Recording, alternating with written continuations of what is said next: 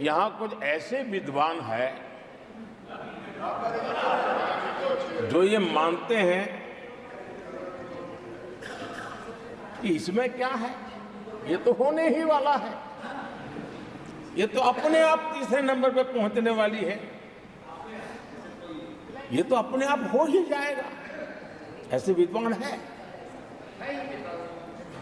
अब ये लोग ऐसे हैं जिन्होंने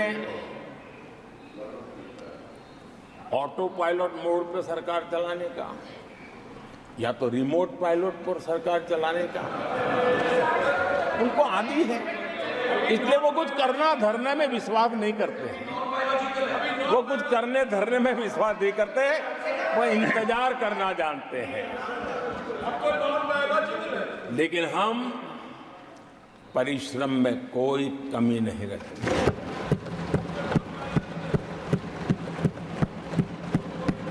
आने वाले वर्षों में पिछले 10 वर्षों में हमने जो किया है उसको गति भी बढ़ाएंगे, उसका विस्तार भी बढ़ाएंगे और गहराई भी होगी, ऊंचाई भी होगी और हम इस संकल्प को पूरा करेंगे। आदरणीय सभापति जी, चुनाव के दरमियान मैं देशवासियों को कहता था कि जो 10 साल हमने काम किया है, हमारे जो सपने और संकल्प है उसके हिसाब से तो ये एपेटाइजर है, मेन कोर्स तो अभी शुरू हुआ।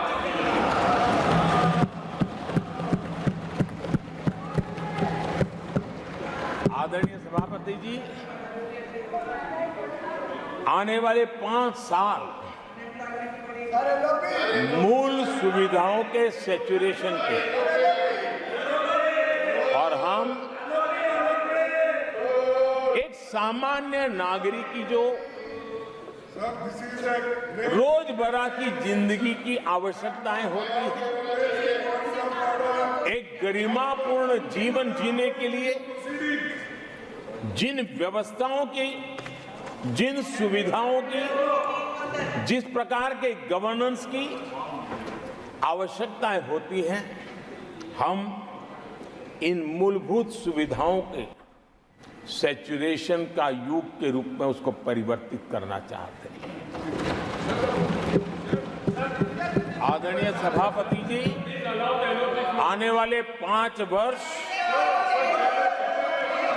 गरीबों के खिलाफ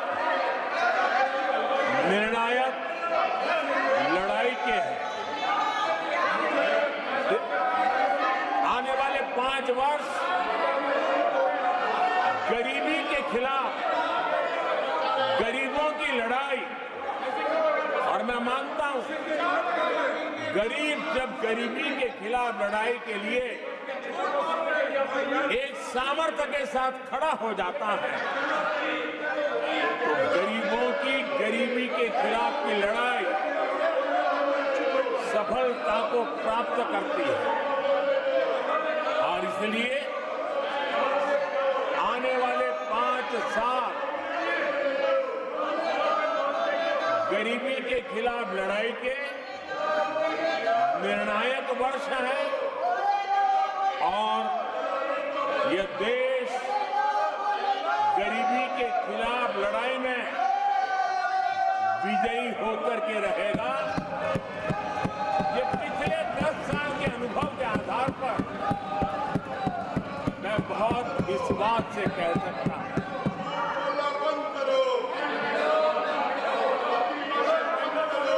आदरणीय सभापति जी, जब देश दुनिया की तीसरी बड़ी इकोनॉमी बनेगा तो इसका लाभ, इसका प्रभाव जीवन के हर क्षेत्र पर पड़ने वाला है। विकास के विस्तार के अनेक अवसर उपलब्ध होने वाले हैं और इसलिए जब हम दुनिया की तीसरे नंबर की इकोनॉमी बनेंगे तब भारत के हर स्तर पर सकारात्मक प्रभाव तो होगा, लेकिन वैश्विक परिवेश में अभूतपूर्व प्रभाव पैदा होने वाला है।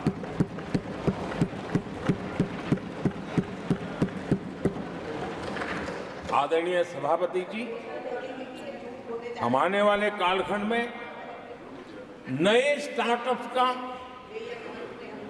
नई कंपनियों का वैश्विक उभार देख रहे हैं और मैं देख रहा हूं कि आने वाले कालखंड में हमारे टियर 2, टियर 3 सिटीज भी ग्रोथ इंजन की भूमिका में देश में बहुत बड़ा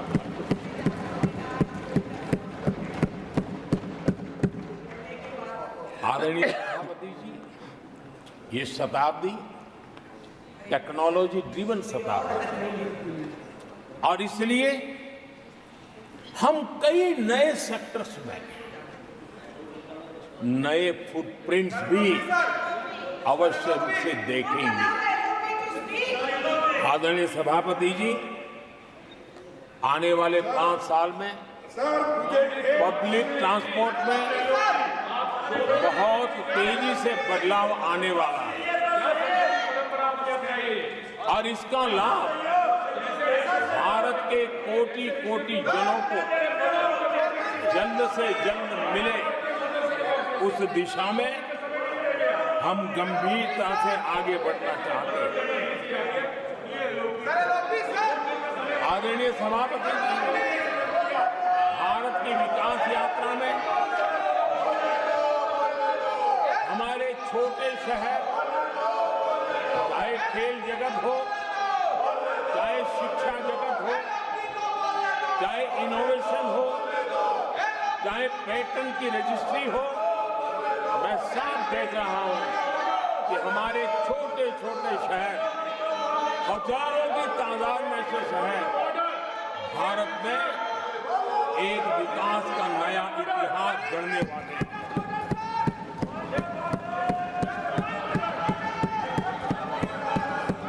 आदरणीय सभापति जी, मैंने पहले भी कहा है कि भारत के विकास यात्रा में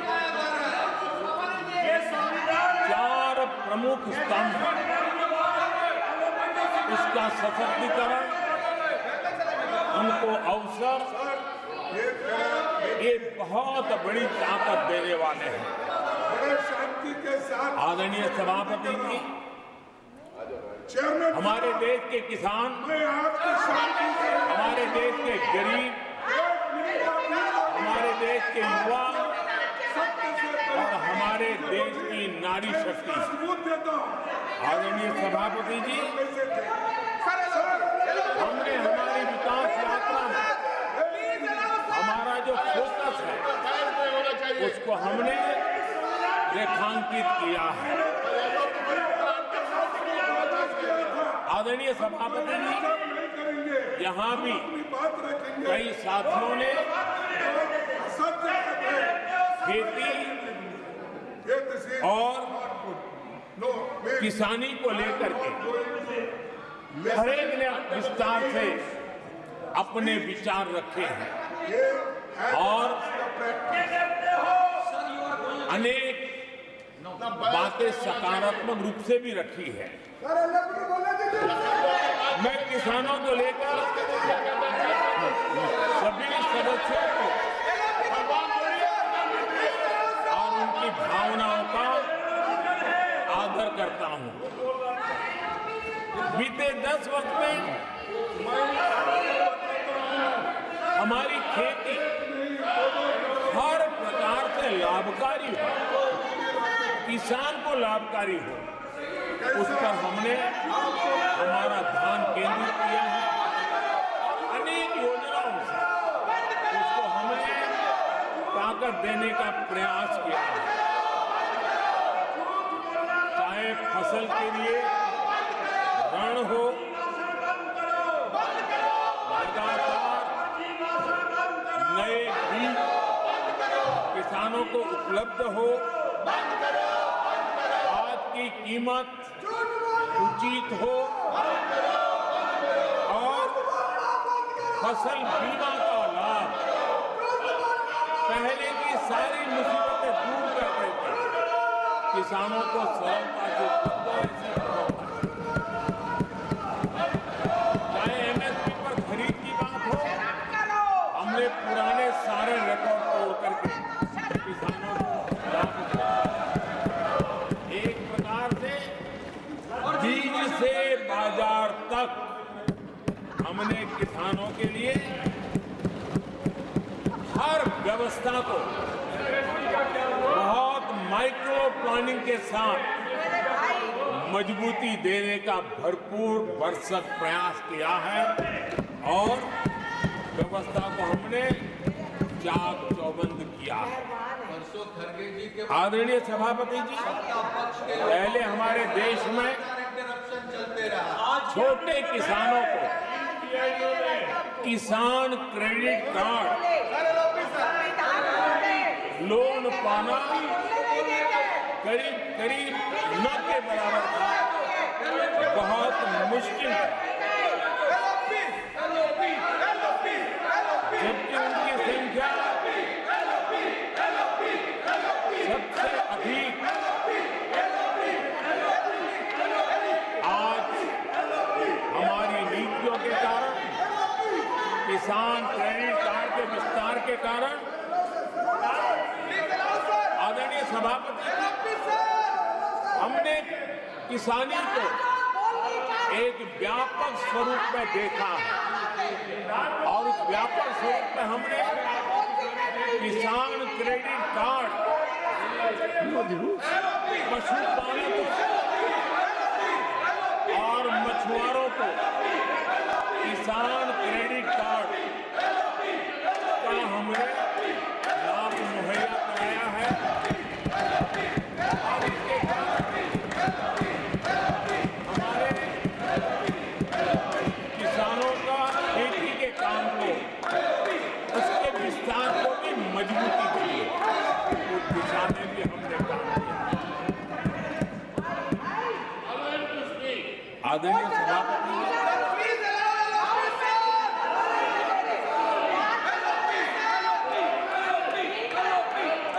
कांग्रेस के कार्यकाल में 10 साल में एक बार किसानों की कर्ज माफी की बहुत डोल पीटे गए और एक बढ़ चढ़ करके बातें बता करके किसानों को गुमराह करने का भरसक प्रयास किया गया था।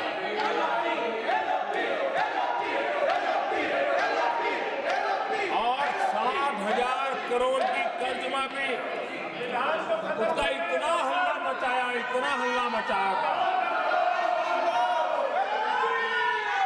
और एक अनुमान था कि उसके लाभार्थी करीब देश के 3 करोड़ किसान थे। सामान्य गरीब छोटे किसान का तो उसमें नामो निशान नहीं था। जिसको सबसे जरूरत थी, इसकी उनकी योजना में कोई परवाह नहीं थी और उन तक कोई लाभ पहुंच भी नहीं पाया था।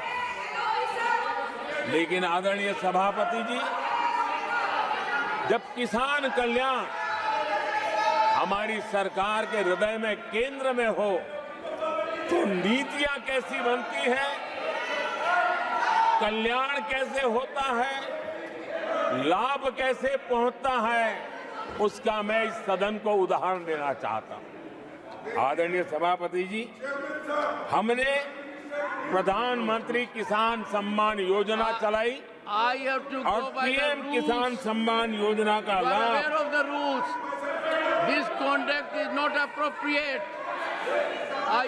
10 करोड़ किसानों को हुआ और सिर्फ 6 साल में हमने 3 लाख करोड़ रुपए to take their seats हम किसानों को दे चुके हैं। is unbecoming of your conduct. आदरणीय सभापति जी, Unbecoming of your conduct.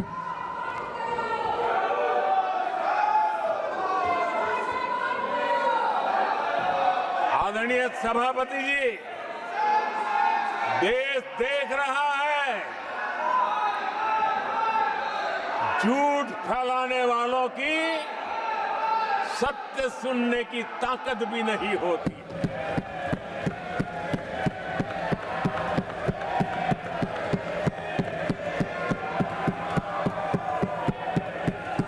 जिनका सत्य से मुकाबला करना, इसके लिए जिनके हौसले नहीं है, वो बैठ करके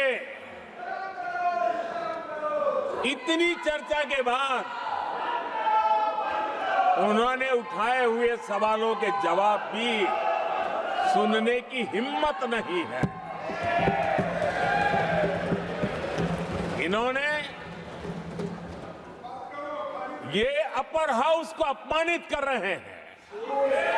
इस अपर हाउस की महान परंपरा को अपमानित कर रहे हैं। आदरणीय सभापति जी, देश की जनता ने हर प्रकार से उनको इतना पराजित कर दिया है कि अब उनके पास गली मोहल्ले में चीखने के सिवाय कुछ बचा नहीं। नारेबाजी, हो हल्ला और मैदान छोड़ के भाग जाना, यही उनके नसीब में लिखा हुआ है। माननीय सदस्यगण, अत्यंत दर्दनाक, पीड़ादायक, अमर्यादित आचरण से देखकर मैं हूं। शासन तीसरे निरंतर लगातार काल में है, 6 दशक के बाद। मैंने चर्चा की और मैंने अनुरोध किया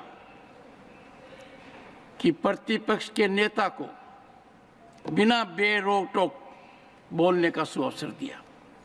आज वो सदन छोड़कर नहीं गए हैं, मर्यादा छोड़कर गए हैं। आज उन्होंने मुझे पीठ नहीं दिखाई है, भारत के संविधान को पीठ दिखाई है।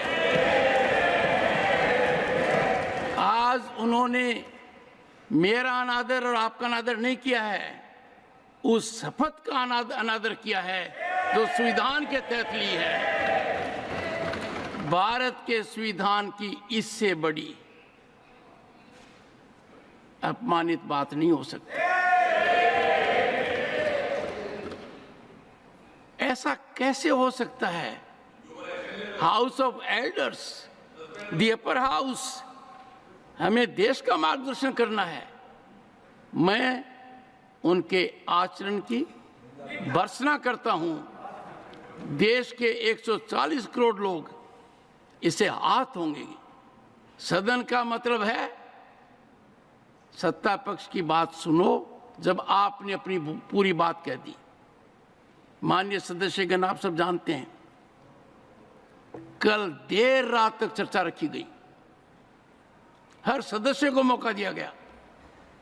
It is an occasion where they have challenged Indian Constitution.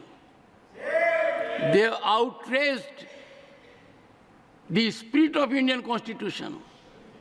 They have disregarded the oath they have undertaken.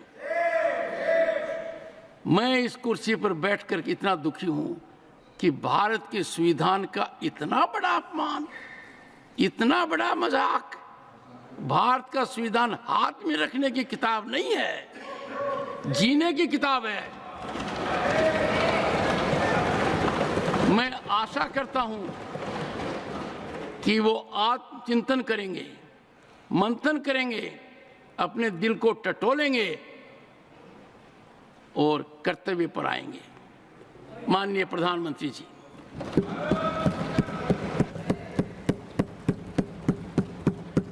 आदरणीय सभापति जी, आपकी वेदना मैं समझ सकता हूं। 140 करोड़ देशवासियों ने जो निर्णय दिया है, जो जनादेश दिया है, इसे ये पचा नहीं पा रहे हैं और कल उनकी सारी हरकतें फेल हो गई।